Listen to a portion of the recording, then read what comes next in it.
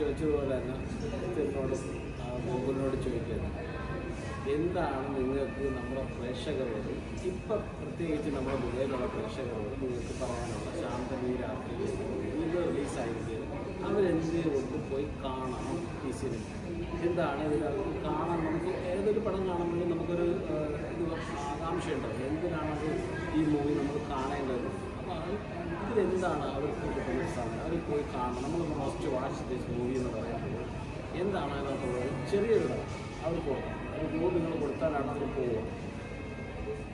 Sir already കഥയെപ്പറ്റി സംസാരിച്ചു പറഞ്ഞ പോലെ 2 കാലഘട്ടത്തിലുള്ള ലവ് സ്റ്റോറിയാണ് എന്നുള്ളത്.